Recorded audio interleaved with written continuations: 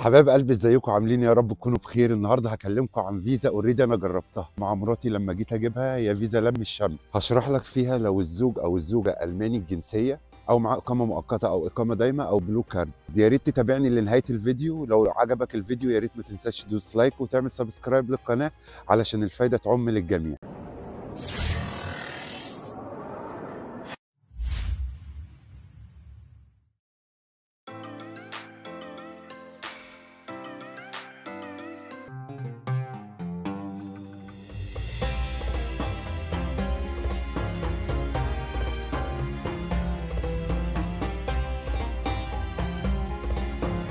دلوقتي يا جماعه رايح مكان هفاجئكم بيه، بس قلت اقف اوريكم المنظر شكله جامد ازاي يعني بصراحه.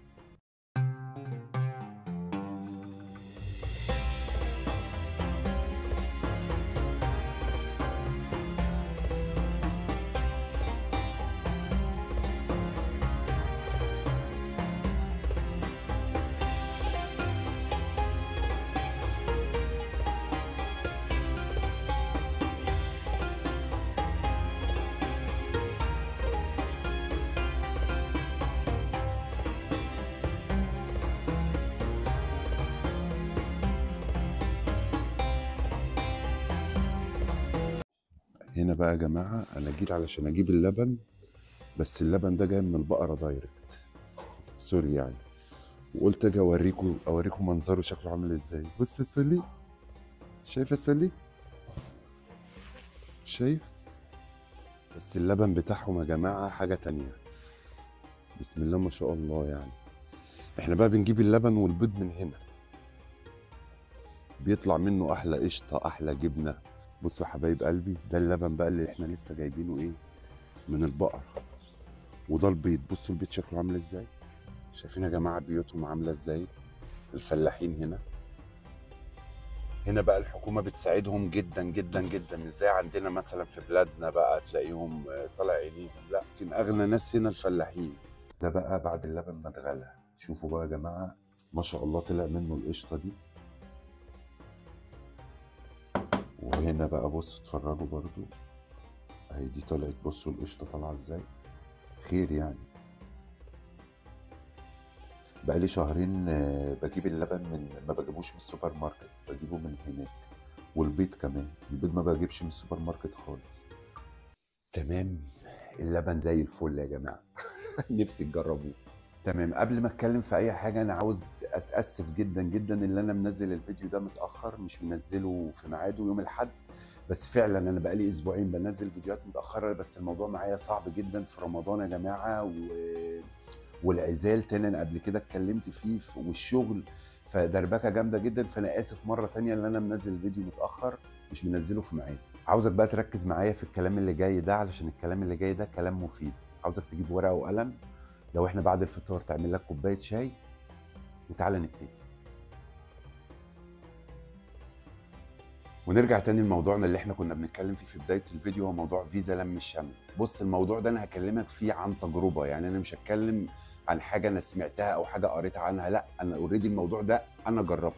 فيزا لم الشمل ليها كذا نوع. انا هكلمك النهارده لو الزوج او الزوجه اللي في المانيا معاه اقامه دايمه او معاه اقامه مؤقته او معاه بلو كارد او معاه الجنسيه. طب لو معاه اقامه دايمه او اقامه مؤقته، ايه الاوراق المطلوبه؟ اول حاجه بيبقى فيه 3 شروط اساسيه بالنسبه للشخص اللي عايش في المانيا عشان يقدر يجيب اهله على المانيا. واحد، الدخل، لازم يكون عنده دخل كافي يقدر يكفي ويكفي افراد اسرته على حسب عددهم. 2، مساحه السكن، لازم تكون في مساحه سكن كافيه ليه ولافراد اسرته. مساحه السكن على حد معرفتي هم بيحسبوها 12 متر للفرد، و6 متر لغايه سن 6 سنوات، واقل من سنتين ما بتتحسبش مساحه السكن. ثالث حاجه يكون قاعد في المانيا بصفه شرعيه، يعني يكون معاه كارت اقامه دايمه او اقامه مؤقته او بلو كارد. دلوقتي بقى هنتكلم بالنسبه للشروط لو الشخص جاي على المانيا. ايه الاوراق والمستندات المطلوبه؟ 1، نموذج طلب التاشيره اللي هو فيديكس زائد الاقرار القانوني. ده هتجيبهم منين؟ هتجيبهم من موقع السفاره اللي انا هتلاقيني سايبه لك برده في الديسكريبشن تحت. تاني حاجه 3 صور شخصيه ما يكونش عدى عليهم سنه، تكون الخلفيه بتاعتهم بيضاء. تالت حاجه صوره من جوازات سفر اللي هيقدم،